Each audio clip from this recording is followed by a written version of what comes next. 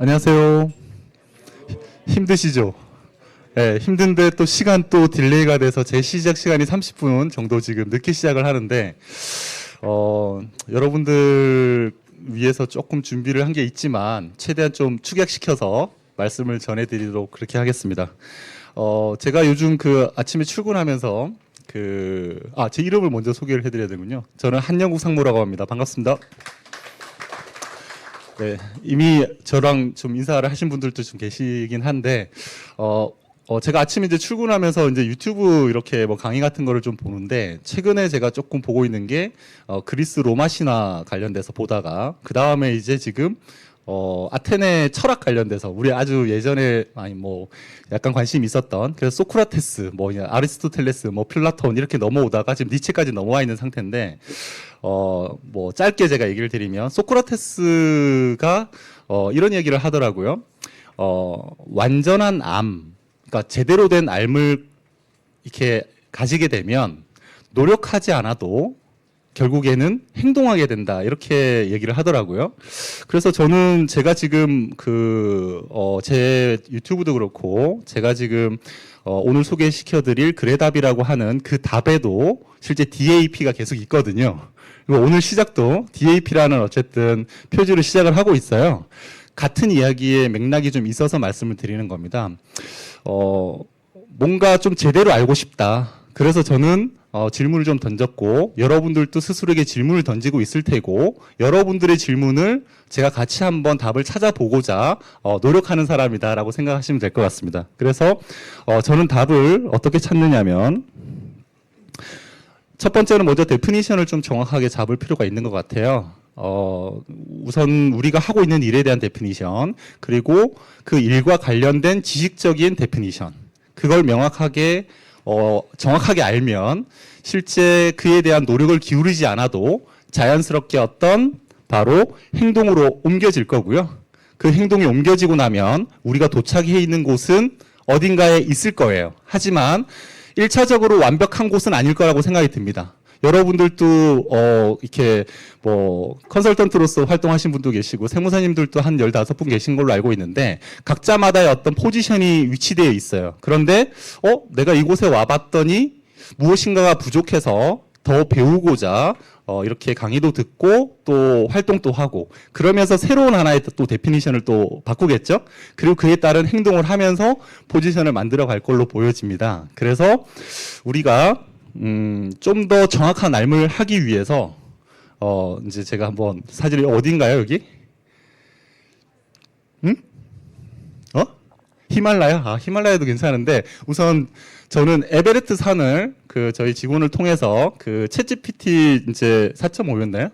4.5 버전에게 에베레스트 산을 좀 그려달라고 했더니 이렇게 그려줬거든요.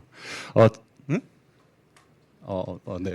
그래서 그려줬는데, 저는 진짜 저는 원래 좀 산을 좀 좋아하고, 산악부이기도 했었고, 암벽 등반도 했었고, 그래서 산의 정상을 딱 도달할 때 그 쾌감들을 좀 알거든요. 여러분들은 산을 좀 좋아하시나요?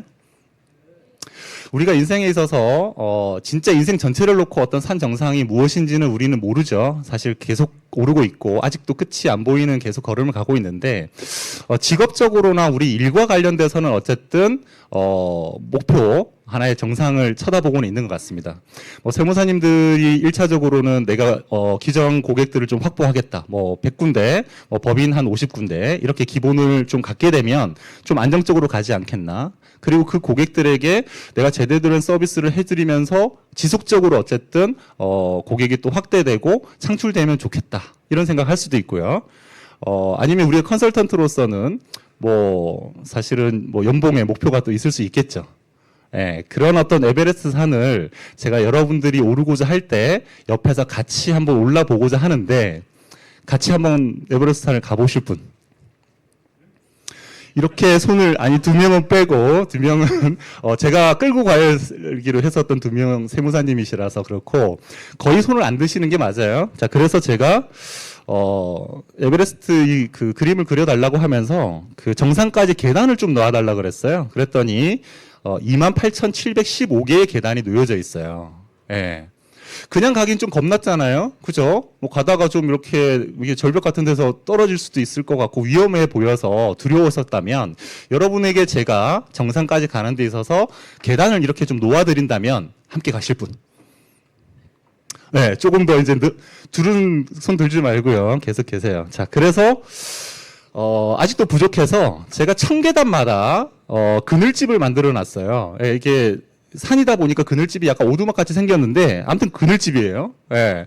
이 그늘집에 가면 뭐 아주 따뜻한 스프부터 우리가 뭐 이렇게 보면 그 떡볶이 맛집들 있죠, 골프장 가면. 예, 그런 것들도 다 돼 있어요. 그리고 먹고 바로 출발해야 되는 거 아니에요? 20분이에요, 15분이에요, 이거 아니고 충분히 휴식도 취하고 대화도 나누고 좋은 사람들과 우정도 나눈 다음에 다음 출발을 또 1000계단 올라가면 또 그늘집이 있어요. 이제 한번 가보실 분. 왜 더 줄었어요? 아까 손 안 드신 분들 중에 손을 드신 걸로 보고, 이렇게까지 했는데 또 손을 안 드신 분들이 계셔서 제가 정상까지 그 에스컬레이터 그리고 실제는 그 트레인을 깔았어요. 예. 우선은 올라타기만 하면 실제 정상까지 어쨌든 가요. 그리고 중간에 또 우리가 그늘집도 들릴 거예요. 여기 내려서 좀 쉬었다 가시죠 하고 우리는 정상까지 갈 겁니다. 제가 왜 이 이야기를 드리느냐면 서두에 말씀드렸던 것처럼 소크라테스가 진정한 삶을 가지면 노력하지 않고 하나의 행동을 할 수 있다. 이 말은 느낌이 어떤 거냐면 제가 DAP에서도 이야기 드렸고 에베레스트 산 정상을 이야기 드린 것도 마찬가지대로 우리가 뭔가 하는 일에 대해서 정확하게 알고 또 그에 대한 지식을 정확하게 우리가 알게 되면 사실은 우리가 어떤 노력이라고 하는 건 에너지를 쓰잖아요. 그렇죠. 오늘 또 노력해서 앉아 계신데 실제는 내가 노력을 기울이는 느낌이 없다면 나의 에너지는 소진되지 않을 거고 실제는 이미 소진되지 않고 내가 할 수 있다면 이미 도착한 거랑 다를 바가 없다라는 거죠. 그래서 이미 우리는 정상에 서 있는 것일 수 있다라는 거예요. 그래서 우리는 오늘 하루 또 한 주, 한 달, 또 올 한 해를 보내고 나서 내가 목표를 향해서 다가서는 게 아니라 이미 도착돼 있는 미래를 정해놓고 그 사이에 우리의 어떻게 보면 간격을 줄이는 게 아닌가 싶어요. 예. 네, 그렇습니다. 그렇게 하기 위해서 여러분들이, 어쨌든 또 배우고 익히는데, 사람들은 조금 어떻게 보면 게으르잖아요. 저도 좀 게으른 편이고. 그쵸? 그래서 여러분들의 의지만으로 뭔가 도달하기는 좀 힘들고 그래서 여러분들의 어떤 체력과 어떻게 보면 약간 기술을 조금 습득시켜 드리고 두 번째 제가 그 이후에는 오늘 이후에 여러분들을 좀 학습을 좀 시켜드려서 어떻게 보면 에스컬레이터를 타고 올라가더라도 산소가 좀 희박할 거예요. 예, 최대한 좀 폐활량도 좀 늘려야겠죠? 그쵸? 또 근육도 약간 처질 수 있으니까 약간 근력량도 좀 높여야 되니까 그 관련돼서 제가 앞으로 계속해서 준비를 해드릴 거예요. 그건 이제 저희 직원이 여러분들께 지금 제가 만든 그 앱을 소개시켜 드린 다음에 또 그 기능들 설명을 드리고 향후에 제가 거기에 추가적으로 어떤 부분들을 여러분들께 제공해 드릴 건지를 보여드릴 거예요. 자, 그래도 여러분 손에 지금 뭐 인트라에 또 지금 또 바로 가기 버튼 만드셨죠? 그것처럼 이 앱을 사용할 수 있도록 먼저 사실 저 안내를 하겠습니다. 지금 잠깐 마이크를 넘길게요. 네.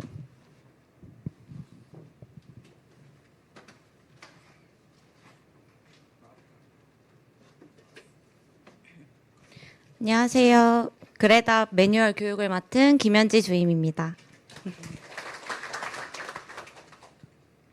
그레답은 기업을 운영하시는 CEO와 자산가를 대상으로 컨설팅을 제공하는 PM분들의 활동을 지원하기 위해 만들어진 시스템입니다. 그래서 오늘은 저랑 바로가기 만들기를 하는 게 가장 큰 목표예요. 그래서 오전에 인트라넷 어플을 아마 휴대폰에 다 설치를 하셨을 거예요. 그래서 그걸 같이 꺼내서 한번 바로가기 만들기를 만들어 볼 건데요. 안드로이드 핸드폰 사용하시는 분들은 메가인포 인트라넷 앱을 눌러주시면 되고 아이폰 사용하시는 분들은 데스크 플러스 어플 통해서 인트라넷에 접속해 주시면 됩니다.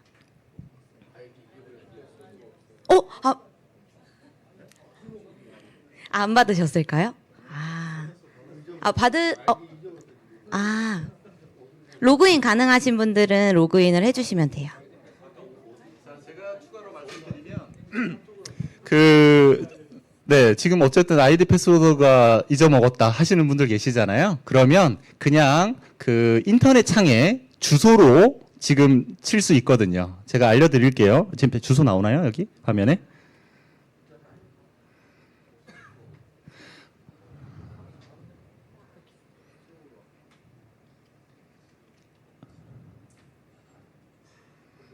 아니, 인트라넷 주소가 아니라 그래답 주소. 예.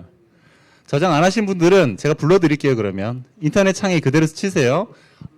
메가인포라고 치시고요. 먼저 메가인포 그래답이 메가인포 다시지.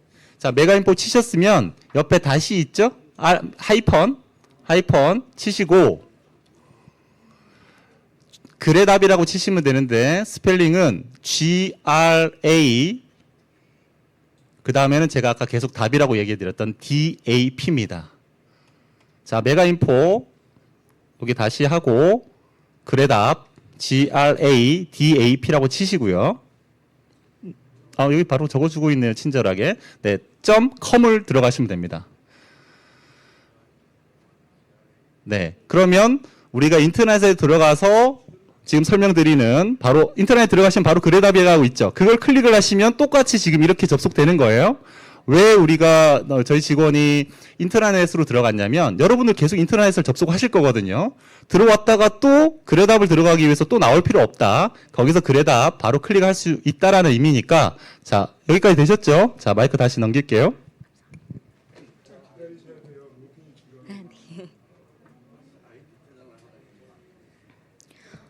그래답 어플에 들어가 주시면 안드로이드 분들은 위쪽에 보시면 점 3개로 메뉴가 있고요.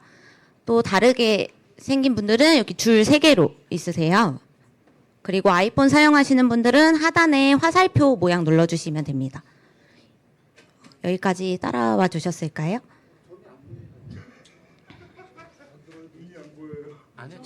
여기요, 밑에. 밑에 네. 저 위로 두 개셔도 사용하셔도 돼요.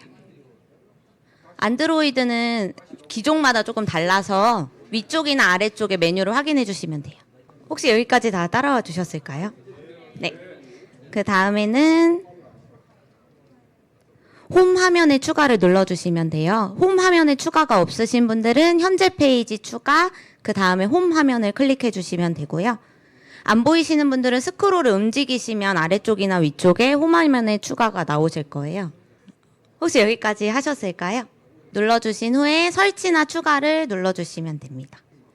홈 화면에 설치가 완료됐는지 확인해 주시면 되고요. 휴대폰 홈 화면으로 들어가 주시면 돼요. 만드신 바로가기를 누르셔서 제가 아이디랑 패스워드는 등록을 해드렸는데 오늘 추가되신 분들이나 그 명단에 변동이 있어서 안 되시는 분들이 있을 수는 있어요. 그래서 우선 아이디 성함이랑 패스워드 휴대폰 번호 뒷 4자리 눌러서 로그인 해주시면 됩니다.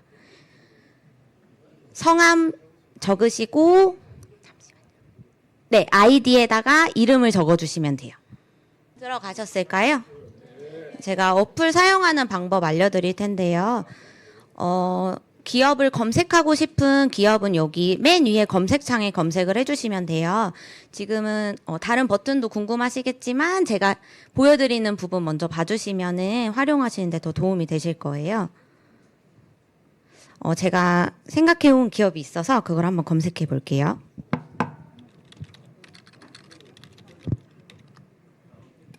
나노텍이라는 기업인데요. 여기 보면 미래나노텍, 나래나노텍, 다양한 나노텍 회사가 나오잖아요. 이렇게 됐을 때 내가 한 가지만 찾고 싶다면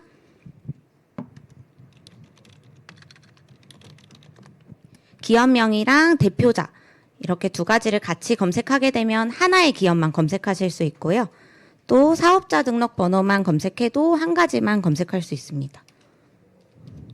이렇게 했을 때도 나노텍 하나만 나오게 됩니다. 이렇게 기업을 들어가게 되면 레포트 생성 버튼이 보이실 거예요. 기업의 간단한 정보랑 레포트 생성 버튼이 있고 여기에서 레포트를 생성하실 수 있어요. 신규 레포트 생성을 누르시면 생성이 완료되면 카카오톡으로 알림이 오게 될 거예요.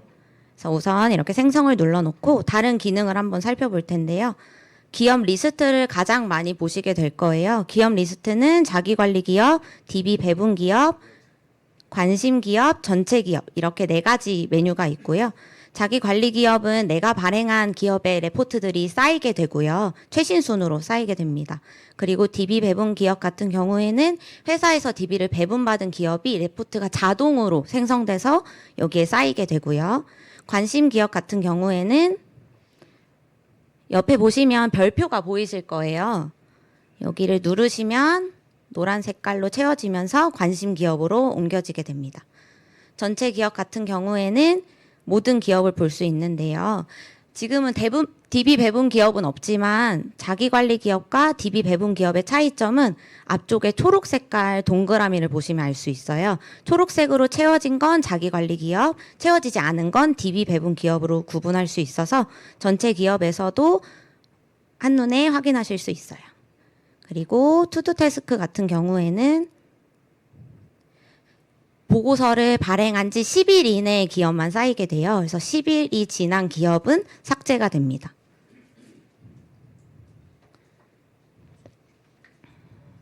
이렇게 기업 리스트 안에서 업체를 들어가게 되면 아까보다 조금 더 자세한 정보를 보실 수 있는데요.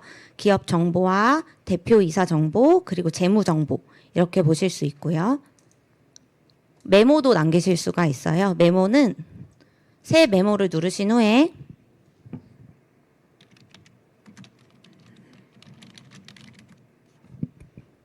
이렇게 기업에 대한 뭐 약속이라든지 내가 기억해야 될 거를 적어주시면 이렇게 위쪽에 등록이 됩니다. 그리고 조언 코칭 같은 경우에도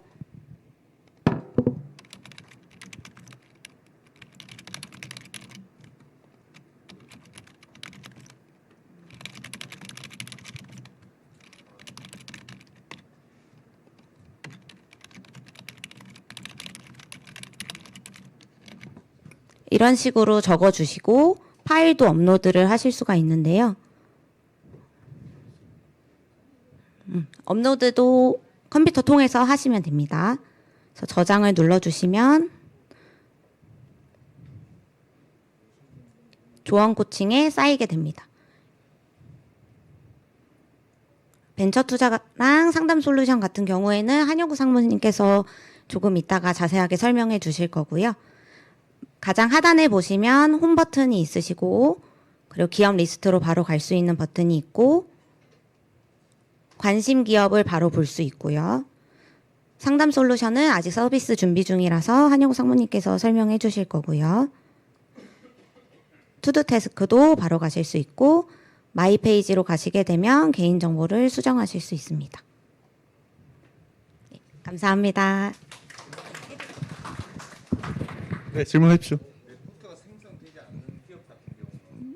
어떤 경우일까요? 응? 그렇지는 않고요. 매출하고 상관없이 그 대출 여부에 의해서 은행 중앙에 그쪽에 데이터가 쌓였던 것들을 실제는 가져오는 거거든요. 그래서 대출이 없는 기업들은 큰 기업도 실제는 정보가 오픈되어 있지 않습니다.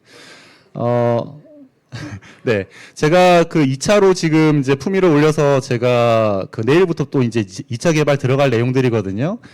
그때는 이제 없는 기업들이라면, 본인이 뭐 거래처가 있을 수 있죠? 그 기업의 정보를 알 수 있지 않습니까? 수기로 입력해도 보고서가 만들어질 수 있도록 제가 이제 만들어 드릴 겁니다. 벌써 앱을 닫아버렸네요. 앱 설명을 좀 하려고 그랬는데. 여러분들 앱 보세요. 네. 간단하게 보면 기업 리스트 있죠? 내가 어쨌든 기존에 있는 기업들을 계속 관리하고 싶다라고 하면 등록하시면 됩니다. 우리가 지금까지는 기업을 관리하기 위해서 이제 곧 추석이죠? 추석 때문에 명절 선물 보내야죠. 인사라도 가야 되죠. 한두 기업이 아니잖아요? 그쵸? 그죠? 그런다고 해서 또 잊혀집니다. 왜? 뭐 선물들 많이 쌓여있는 것 중에 하나일 뿐이니까요. 차라리 보고서 하나를 만들어서 그냥 카톡으로 보내면 잊혀지지 않고 대표 입장에서 도움이 되는지는 뒤에 가서 한번 보고요. 또 이제 그 DB 그 배분 기업은 회사에서 어떤 DB를 여러분들 신청하시죠? 그러면 신청한 그 날에 그 기업의 배당을 받으시면 배당받은 그 기업이 자동으로 여기 DB 배분 기업에 쌓이면서 여러분들에게 알람이 올 거예요. 네. 그러면 보고서가 이미 만들어져 있거든요. 네, 그렇게 해서 어쨌든 보시고 1차 미팅을 가시면 돼요. 자, 보고서를 좀 볼 거긴 한데, 벤처 부분도 한번 눌러보실래요? 네, 벤처 투자 부분 누르시면 내일 아마 그 대표님이 강의하는 내용 중에 벤처 투자 그 세액 공제 관련된 부분이 있을 거예요. 3천만 원까지 100% 세액 공제되는 그 어떤 것들이 있거든요. 그런데 3천만 원이 넘어가게 되면 좀 비율 조정이 되니까 그 페이지에서 그것도 제가 만들어 놓은 거고 제가 계산식을 만들어 놓은 거거든요.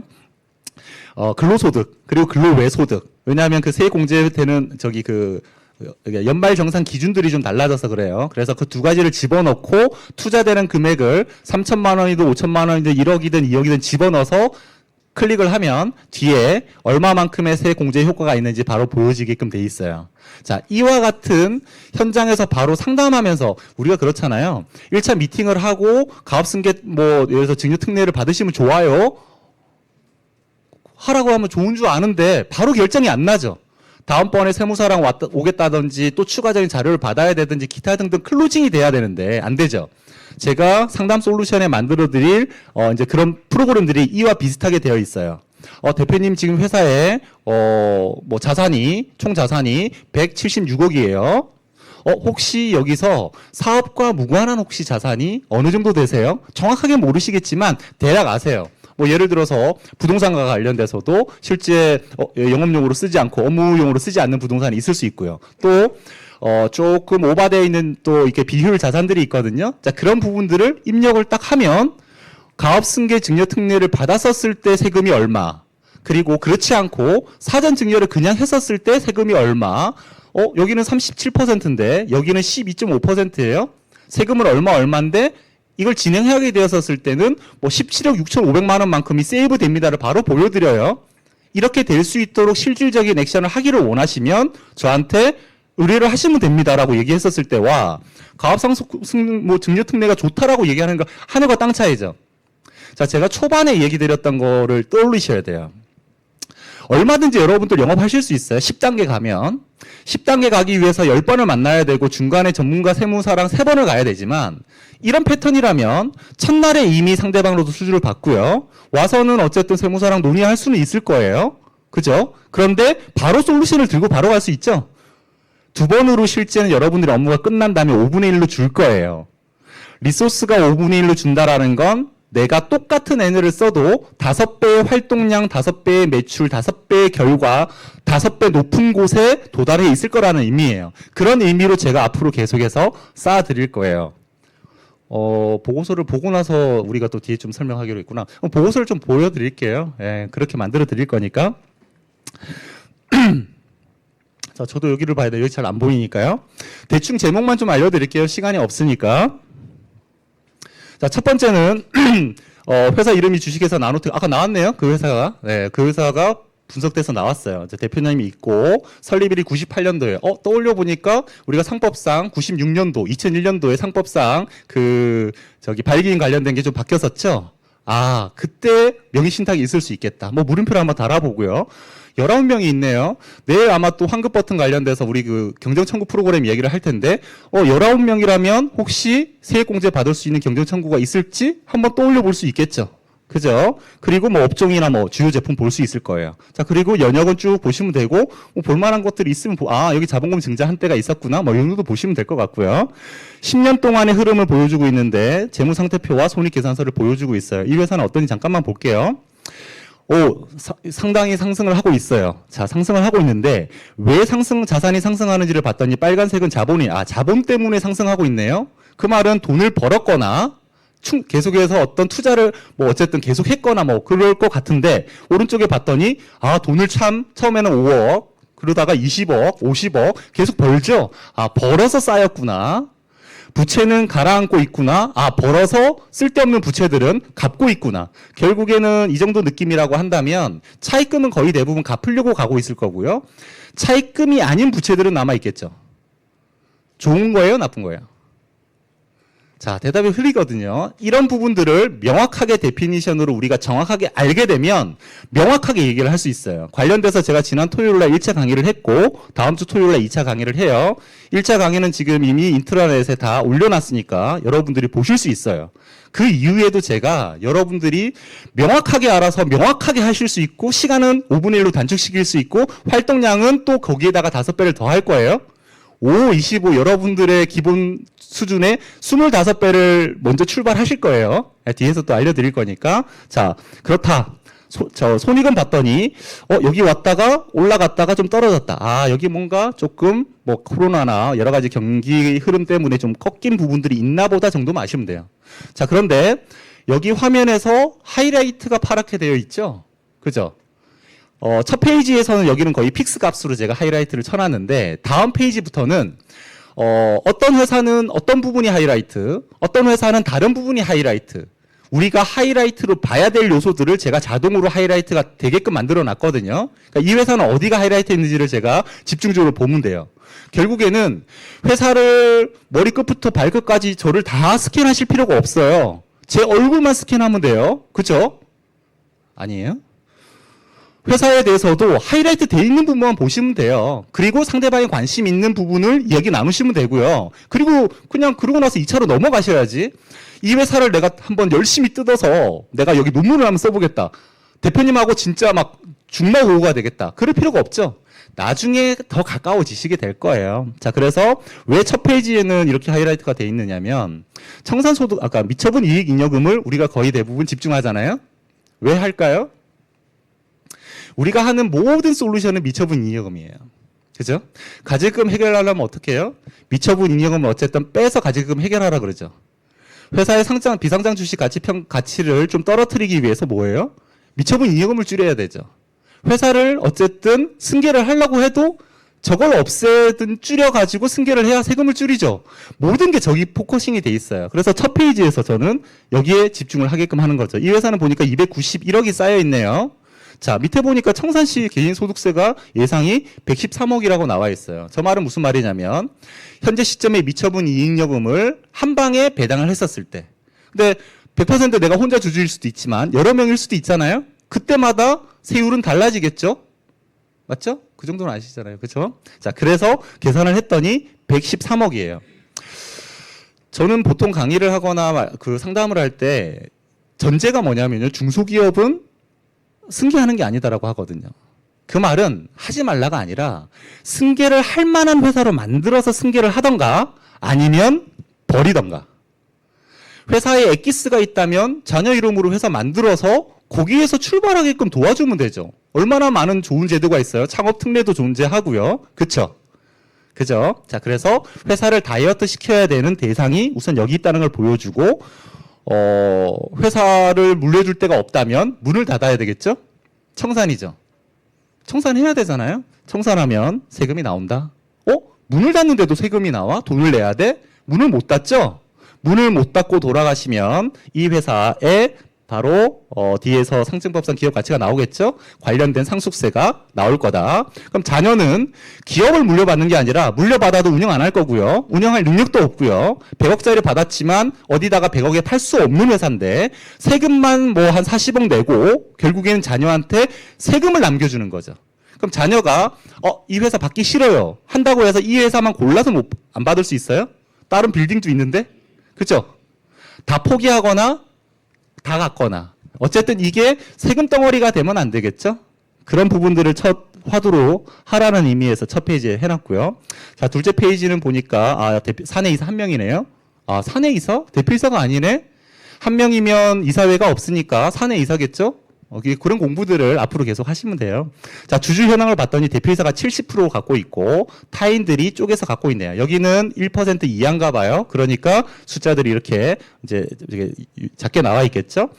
회사는 상증법상 기업 가치를 보니까 381억이고요. 주당 가치는 77만 9천 원 정도 되네요. 그렇게 했을 때 대표이사의 상증법상 기업 가치는 268억입니다. 예상 상속세는 127억이고요.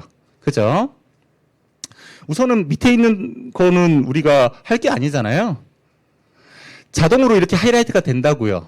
대표이사 아니고 가족이 있잖아요. 그럼 가족 중에 대표이사만 가지고 뒤에 상속세하고 증여세는 계산할 거고요. 전체적인 우리가 컨설팅을 할 때는 가족들을 다 묶어서 하이라이트가 나올 거예요. 그죠? 특수관계인은 어쨌든 우리가 그 사이에 어떤 거래들로 솔루션들을 쓸 거니까 인식하고 있어야 되니까 하이라이트가 나올 거예요. 근데 여기는 혼자니까 하이라이트가 나온 겁니다. 자, 그래서 이제 재무상태표를 보니까요. 이렇게 나와 있어요. 숫자만 보인단 말이에요. 그쵸? 뭘 봐야 될지 모르겠다고요. 봤더니 하이라이트가 매출 채권에 있어요. 35억이 있네요. 왜 매출 채권에 여기 절대평가에 파란 하이라이트가 왔냐면 절대평가 기준으로 봤었을 때 매출 채권이 과다하다는 거예요. 대표님, 절대적인 평가로 봤었을 때 매출 채권이 많아요. 바로 다음 페이지는 상대평가로 넘어가고 뒤에 비율 분석이 있는데 각각의 연결되어 있는 포인트들이 여러분들에게 이어지는 순간 가만히 앉아서 대표님보다 이 회사를 더 잘할 수밖에 없다가 돼요. 제 경험이거든요. 회장님이 어떻게 나보다 내 회사를 더 잘 알고 왔냐라는 피드백을 하면서 지갑에서 100만 원짜리 수표를 꺼내서 주시면서 기름값 하라고 주셨어요. 예, 받았을까요? 안 받았을까요? 안 받았어요? 아니, 어른들이 분명히 어른이 주시는 돈은 받으라 그랬는데, 그래서 저 받았죠. 저는 지금 강남역에 사무실이 있었고, 그 회장님 사무실은 잠실역이었어요. 기름값으로는 좀 많이 받았죠. 근데 어쨌든 대표님이 나보다 내 회사를 더 잘한다는 표현을 쓰셨다는 거, 이거 하나로 전혀 그 회사에도 몰랐고 저는 들어가기 5분 전에 그 회사 보고서를 열었을 뿐이에요. 여러분도 그런 상태가 되실 수 있어요. 자, 어쨌든 잠깐 볼게요. 35억이 크구나. 우선 그렇게 생각하고요. 뒤에 가서 또 정보들 취합을 해볼게요. 단기 대여금이 6억이네요. 가지급금은 나타나 있지 않아요. 아, 단기 대여금 우리가 보통 가지급금이라고 하죠. 구체적인 설명은 안 할게요. 이게 어떤 페널티가 있을 수 있는지를 떠올리시면 되죠. 금전소비대차 계약서가 있느냐 없느냐에 따라서 단기 대여금으로 인정받느냐 아니면 가지급금으로 취급받느냐. 가지급금 관련된 페널티가 뭐가 있는지는 뒤에 가서 바로 보여주고 있으니까 말씀드릴게요. 자, 그리고 손익계산서, 오른쪽에 돼 있네요. 매입채무. 매입채무도 이렇게 돼 있네요. 매입채무는 많으면 좋아요, 적으면 좋아요? 얘가 많아서 하이라이트가 들어왔을까요? 적어서 하이라이트가 들어왔을까요? 적어서요? 적으면 좋은 거기 때문에 하이라이트가 안 들어올 겁니다. 맞나? 적으면 좋은 거예요, 나쁜 거예요? 매입 채무는 많을수록 좋다. 자, 여러분들의 구조를 바꿔드릴 거예요. 제가 강의에 다 설명해 드릴 거거든요. 보세요. 매출 채권과 예를 들어서 여기 재고자산 있잖아요. 이 부분들은 많으면 좋아요, 적으면 좋아요? 적어야 좋은 거예요.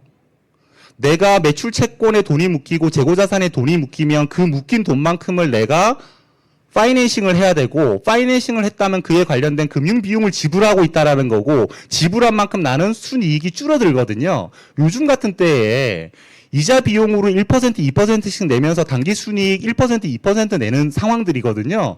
그쵸? 그거 쓸데없이 어디 있냐? 여기 모여 있을 수 있잖아요. 그런 관리들을 해야 될 방향성 목표들을 설정해 드리는 거예요. 이슈는 나중으로 가도 돼요. 상대방 알고 나서 주요한 어떤 이슈들은 나중에 가도 되잖아요. 상대방이 나를 잘 아는구나. 나에 대해서 좀 더 얘기를 좀 해줘. 궁금해. 라고 하고 나서 그 다음에 사실은 이거하고 좀 다른 팩트들이 있어 라고 할 때 우리는 그 다음 라인으로 갈 수 있잖아요. 자, 뭐, 요 정도만 하고요. 미처분여금도 상당히 과다한가 봐요. 손익계산서 봤더니 이자 비용이, 이거 똑같이, 어쨌든, 나와 있네요, 우선은. 자, 이렇게 하고. 이거는 절대적인 평가다. 오른쪽은 다음에 강의할 때 좀 설명을 드리는 걸로 하고요. 이제 상대평가는 이 회사와 비슷한 업종 있죠? 예, 업종. 그러니까 우리 친구들이에요. 저 친구들의 평균치하고 저를 비교하는 거죠. 뭐, 예를 들어 간 수치, 뭐, 콜레스테롤 수치 이런 걸 비교해 본 거죠. 해봤더니, 비효율 유동자산이 내가 어마어마하게 많구나. 자, 유동자산이 어마어마하게 많구나. 자본이 크구나. 이렇게 되어 있어요. 큰 것들은 오른쪽에 있어요. 바라봐야 되는 거예요. 나쁘다는 얘기가 결론이 아니에요. 비효율 자산? 근데 유동자산. 이 비효율 유동자산이 뭘까? 거의 현금성 우리가 계정 가봉은 아니지만 단기적으로 어떤 금융상품으로 아마 가득 차 있을 거예요. 좋은 거예요? 나쁜 거예요? 무조건 나쁜 거예요. 우리가 개인적으로는 현금 통장에 돈이 많아요. 여러분들 통장에 현금이 10억이 있어요. 좋은 거예요, 나쁜 거예요? 자, 눈치를 이제 보시기 시작하시는데 무조건 나쁜 거예요. 은행에 돈을 넣어봤자 실제는 우리가 물가 상승률도 못 이겨요. 그쵸? 최근에 지금 한국은행에서 2.7% 올해 뭐 성장률 얘기했지만 조정해서 2.0%거든요. 근데 물가는 4%, 5%로 올라가고 있어요. 우리의 이자율은 기준 금리 자체가 실제는 경제 성장률을 바탕으로 하거든요. 그러니 3% 이하일 거예요, 사실은. 그런데 뭐 잠깐 넣어놨던 거 계속 돈이 까지고 있는 거죠. 잘못하는 거라는 거예요. 그런데 법인에 쌓여있는 돈은 더더욱 더 나쁜 돈이에요. 회사를 운영하는 데 필요한 운용자금을 제외하고는 나쁜 돈이라고요. 그 나쁜 돈은 비영업과 관련된 돈이니까 가업 상속을 할 때도 여러 가지 특례 효과를 볼 수가 없어요. 아니던데 세법에서 5년 동안의 평균 현금에 대해서는 인정해 준다던데 제가 볼 때는 법이 바뀔 거예요. 아니면 그에 대한 아마 설명들이 아마 다 다르게 나올 거예요. 예. 아무튼 지금 이제 강의하는 건 아니니까. 자, 그렇구나. 자, 오른쪽도 이렇게 보고 해서 평균 기준으로 어떻게 된다는 걸 보는 어떤 난이다 보시면 돼요. 자, 이 회사는 보니까 기업 부설 연구소가 있네요. 오늘 뭐 우리 회사 인증이나 여러 가지 보셨잖아요. 여기 봤더니 메인 비즈가 없네요. 대표님 메인 비즈 하나 하시죠. 뭐 이런 이야기 바로 하실 수 있겠죠. 그죠? 어쨌든 전체적으로 우수하다라고 제가 평가를 했고요. 이 회사는 외감이고 주요된 어떻게 보면 비율은 이 비율들을 조금 집중해서 보셔야 되는 회사 규모다라고 보시면 되고요. 회사 좋은 회사네요. 예. AA 플러스예요. 근데 실제 평가를 하면 제가 볼 때는 AA 플러스가 안 나올 겁니다. 이게 지금 스몰로 돼 있는 건 평가 받은 게 아니에요. 그냥 컴퓨터에 전산이 돌려서 평가를 한 거거든요. 제가 실제 하게 되면 이게 아마 BBB 정도 나올 것 같아요. 제가 볼 때는 평균적으로 그렇거든요. 그 BBB를 싱글 A로라도 올릴 수 있다면 회사는 완전히 바뀝니다. 매출액이 1,000억짜리 회사가 2,000억으로 바로 바뀌어요. 그걸 여러분들이 재무적인 관리를 통해서 한 해, 뭐 좀 길게는 2해 정도만 관리를 해도 실제적으로 매출 500억씩 더 얹어주는 거에 효과가 똑같이 나게끔 만들 수 있다라는 거예요. 그걸 상대방이 안다면 나한테 관리받지 않겠어요? 특별한 이슈를 해결해 주지 않아도 나한테 지속적인 자문을 받기 위해서도 뭔가 액션을 할 것 같습니다. 캐시블로 등급이 1등급이네요. 자, 봤더니 매출 채권, 여기 딱 이제 파란불이 들어와 있죠. 매출 채권에 아까 파란불 있었잖아요? 여기도 똑같이 있네요. 공통적이네요. 기일이 비미만이네요. 나머지가 다 높은데 아마 얘 때문에 실제 평가를 받으면 BBB가 될 거예요. 얘만 관리를 해도 얘를 관리한다는 건 앞에서 파란불 뜬 게 아까 35억인가 있었죠? 제 느낌 같은 느낌으로 그중에서 5억은 아마 부실 채권일 수도 있어요. 못 받을 돈인데 그냥 기록만 돼 있을 수도 있다니까요? 그럼 그거를 그냥 놔두니까 자산이니까 냅두는 게 재무 구조상 좋을 것 같죠? 절대 그렇지 않아요? 회사 문을 닫아야 돼요. 미처분 인력도 줄여야 되고요. 시간이 지나고 나서 그거를 없애고 싶어도 못 없애고요. 이거 대표이사가 이마에 포켓했구나. 가지급금이 될 수도 있잖아요. 그쵸? 재무만 파악을 해도 여러 가지 포인트들이 보일 겁니다. 법인 기업 가치, 주당 가치 나와 있고요. 자, 현재가 59세였네요. 268억, 아까 70%가 268억인데 현재는 증여세 129억으로 증여할 수 있어요. 돌아가실 건 아니니까 바로 상속세는 떼고 5년 후가 됐더니 지금 회사에 당기 순이익률 이건 뭐 최근에 좀 약간 급격하게 약간 성장했었어 이런 회사가 나온 거고 보통은 이게 뭐 한 5%나 10% 이렇게 될 것 같고요. 매출 성장률은 제가 미니멈 2%, 맥시멈 10%로 끊어놨어요. 어떤 회사가 성장률 자체가 20%가 돼도 10%로 끊어놨어요. 왜? 우리 어릴 때는 1년에 20cm씩 아닌가? 여러분 안 크셨나? 저는 1년에 20cm씩 컸어요. 근데 다 크고 나서는 20cm씩 안 크죠? 예, 적당한 유지가 될 거니까 어차피 제가 미래에 이거 5년, 10년, 15년 할 거니까 이거를 맥시멈은 10%로 끊어놨다. 근데 2% 언더로 마이너스 돼 있는 상황이 있을 수 있죠, 최근에만. 근데 그건 뭐 계속 마이너스겠어요?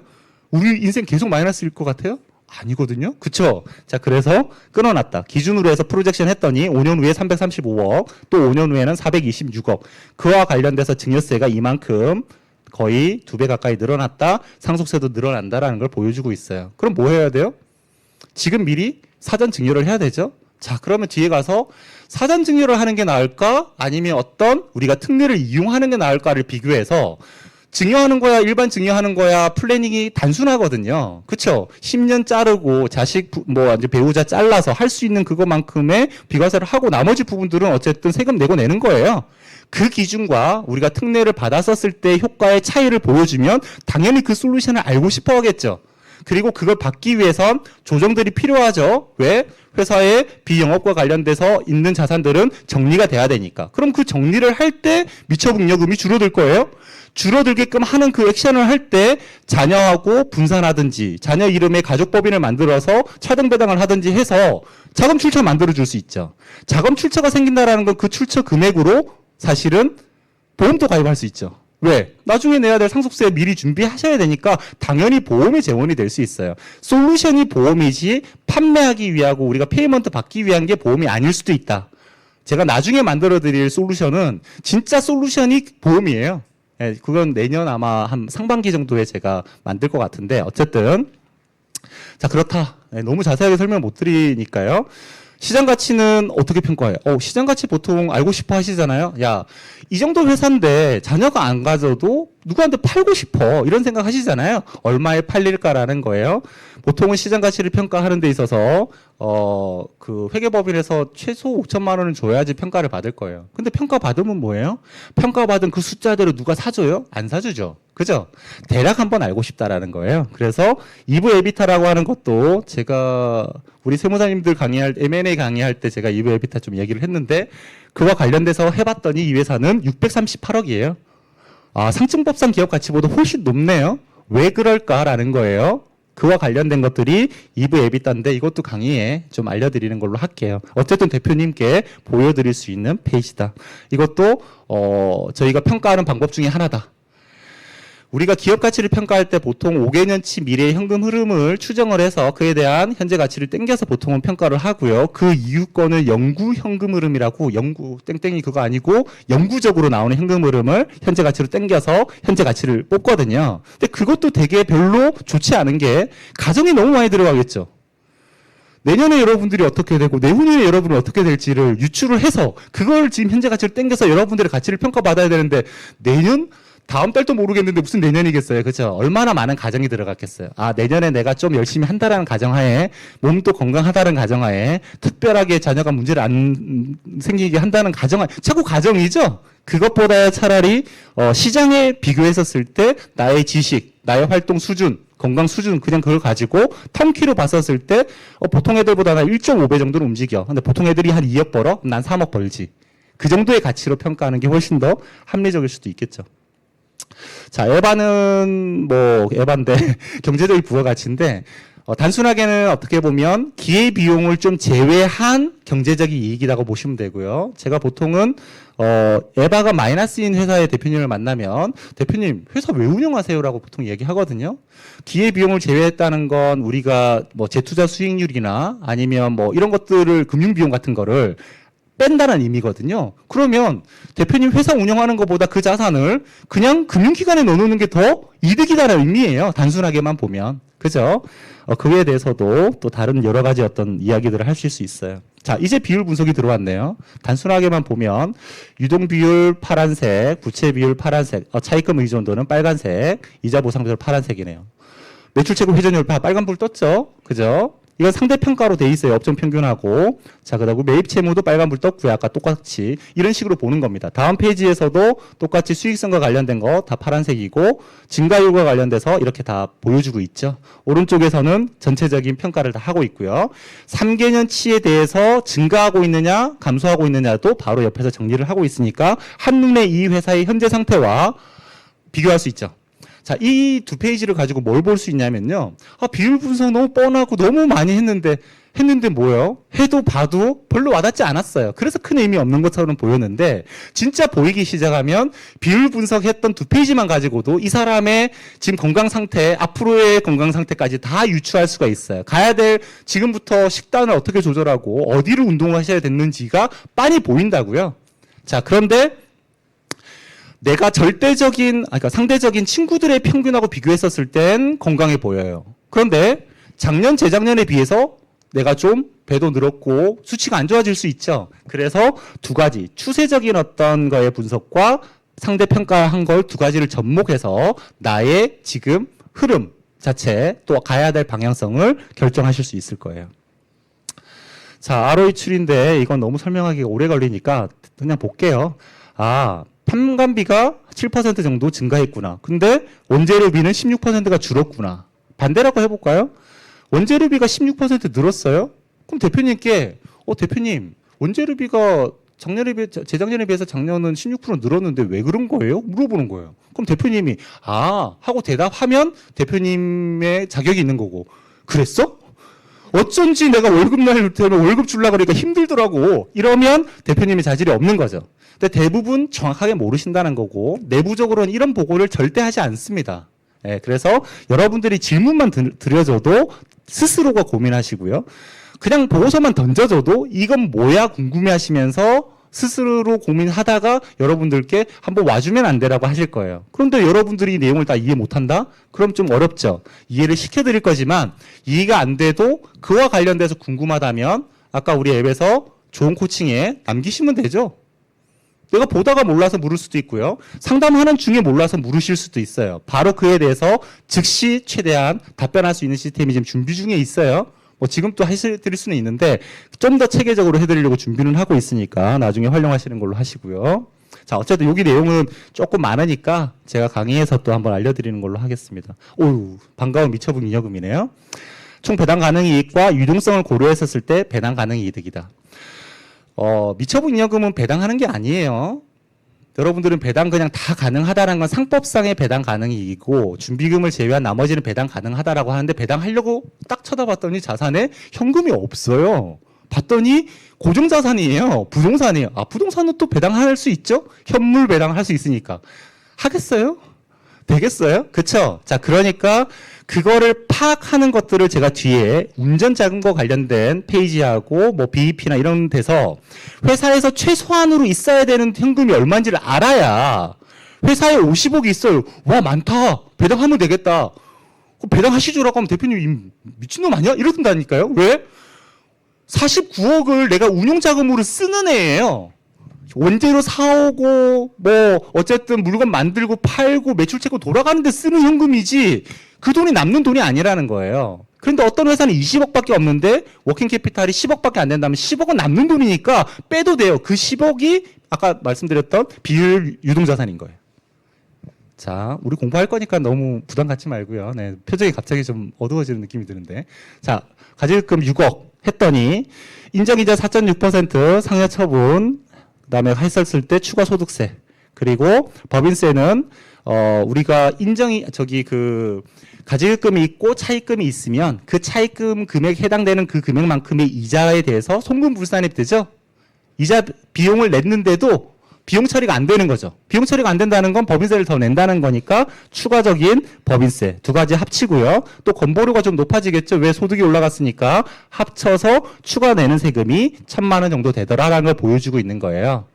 이건 최소죠. 이 회사를 문을 닫는 순간 이 단기 대여금은 다 상여 처분이 돼서 실제 소득의 이거야 반 정도가 거의 소득세로 거의 다 내야 되는 어떤 금액이 될 거예요. 자, 그런 부분들도 추가되어 있고 오른쪽에 이렇게 설명이 잘 되어 있어요. 오른쪽 거를 얘기 안 드렸는데 페이지마다 오른쪽에는 팁들이 있거든요. 이거는 페이지마다 내용마다 좀 달라져요. 자동으로.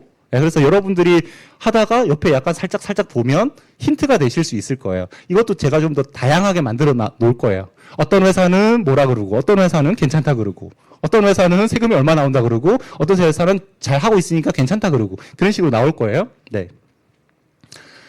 자, 우리 워낙에 잘 알고 있는 어쨌든 소득 포트폴리오 다각화를 해야 된다. 이런 것들 우리 그냥 CO 플랜 개념으로 하라고 넣어놨고요. 국세청 PCI 분석 시스템에 의해서 출처, 미처분여금, 승계 아까 설명드렸던 이런 것들 한 장 정도 중간에 제가 끼워놨다. 왜?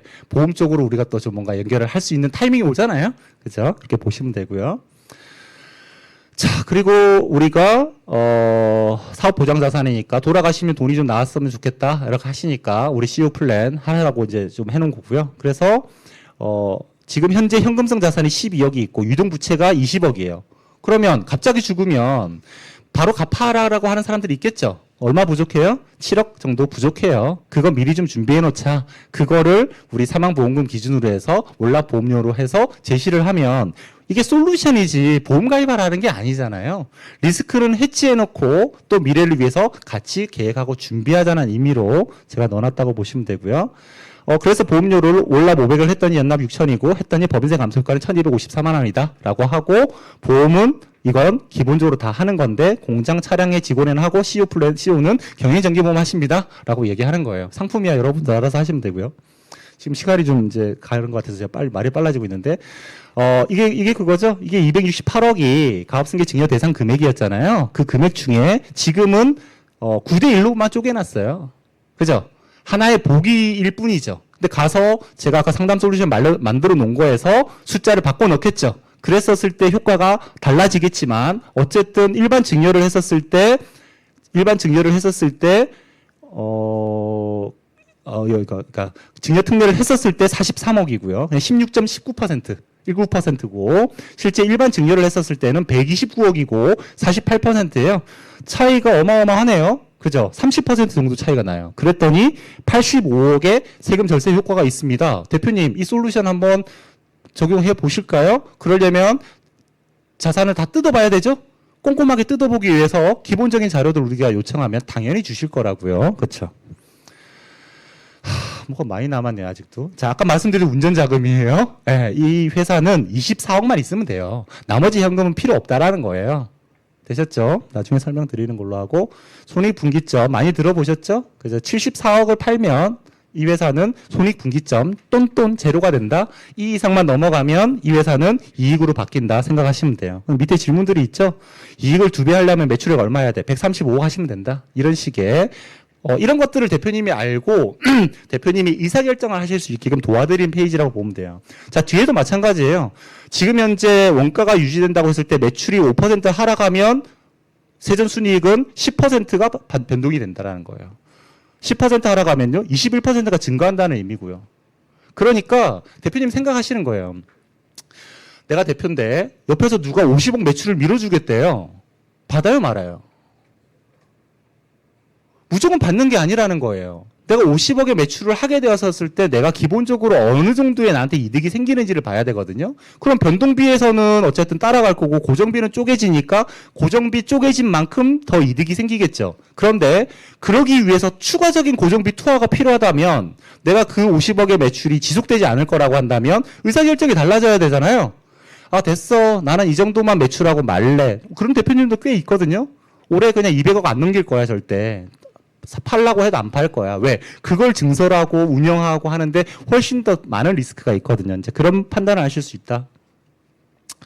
자, 그러니까 생존력 지수 어쨌든 생존할 수 있다. 아, 이 생존력이 있네 얘가. 그런 걸로 생각하시고요.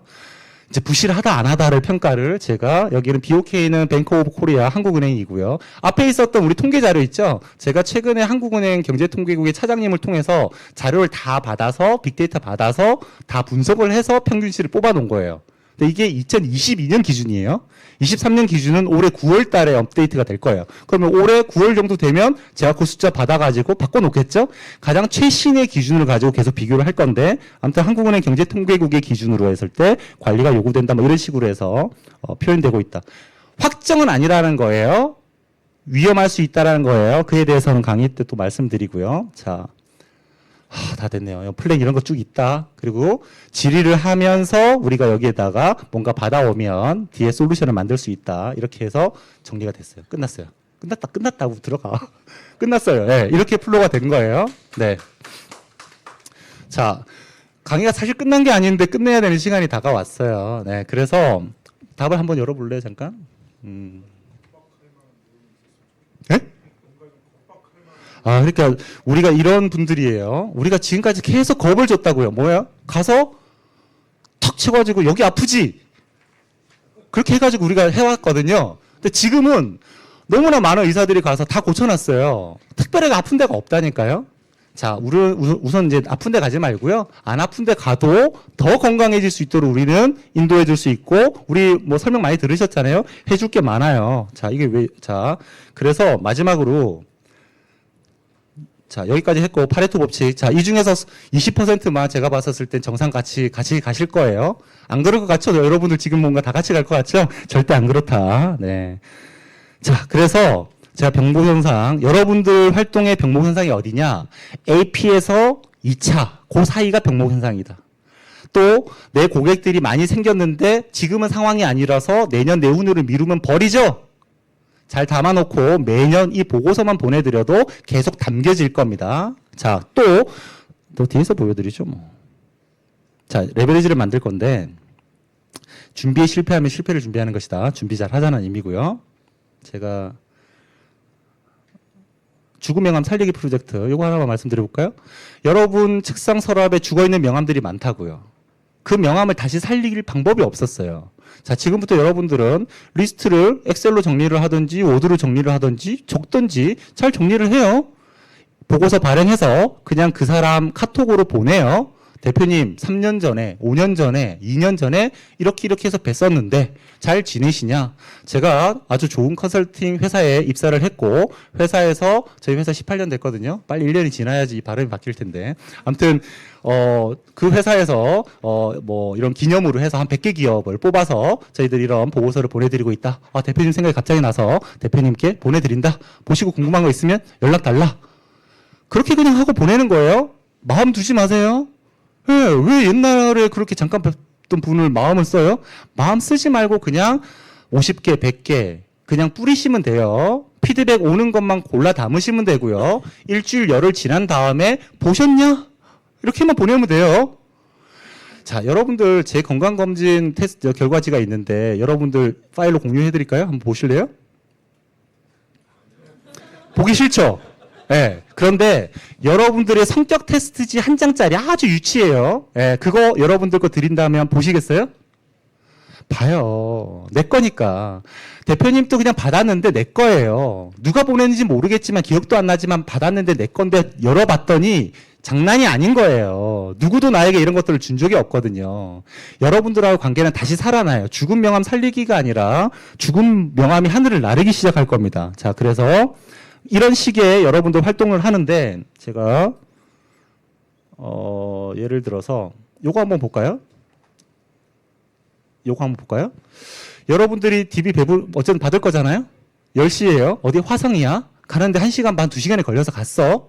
도착을 했는데 간판을 봤더니 실망이야. 재무 내용도 보니까 뭐 단기순이익 2천만 원이야. 별로 할 게 없을 것 같아. 그렇지만 받았으니까 가야죠. 우리 활동해야 되니까. 마음이 아파. 돌아오기에는 왕복으로 3시간, 4시간이야. 제가 그 3시간, 4시간 동안 공부할 수 있도록 제가 또 만들어 드릴 거예요. 근데 어쨌든 도착했는데 그 꼬맹이 회사 옆에 보니까 간판이 멋들어지는 회사들이 몇 개 보여요. 그죠? 30분 전에 미리 도착해서 그 업체들을 여기다가 검색해서 등록을 해요. 그리고 들어가서 상담을 하는데 5분이 걸렸건 30분이 걸렸건 1시간이 걸렸건 하고 나왔더니 나머지 4개인가요? 4개 업체의 보고서가 이미 만들어져 있어요. 그전에는 그냥 들어갈 수 없었죠. 명분이 없었으니까. 지금은 그냥 들어가면 돼요. 대표님 만나러 왔어요. 누구신데요? 대표님 없는데요. 없으면 전달해주세요. 전달해줘요.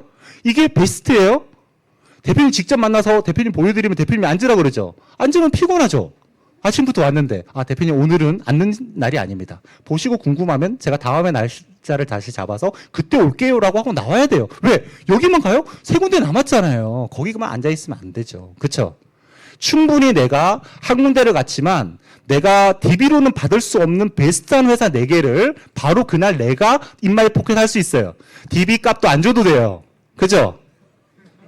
자, 그 회사들은 진짜로 이런 리스트에 안 떠도는 회사일 확률이 높아요. 자, 조금 성격이 미리 준비하시는 분들이다라고 하면 미리 내가 갈 주변 업체를 검색해서 미리 해서 가면 되죠. 30분 해서 딱 즉각 하는 성격인 사람은 하고 미리 하신 분들은 하면 되죠. 활동량을 5배 늘리는 거예요. 자, 내가 한 군데 업체를 가서 30분을 썼는데 나머지 업체를 도는데 30분을 더 써서 1시간이면 나의 활동량이 5배가 늘었어요. 자, 앞에서 우리가 5 곱하기 5에서 25배를 능력을 상승시켜 놨는데 5를 곱해서 125배의 여러분들의 지금 활동 수준보다 높일 수가 있는 거야. 이것만 갖고도.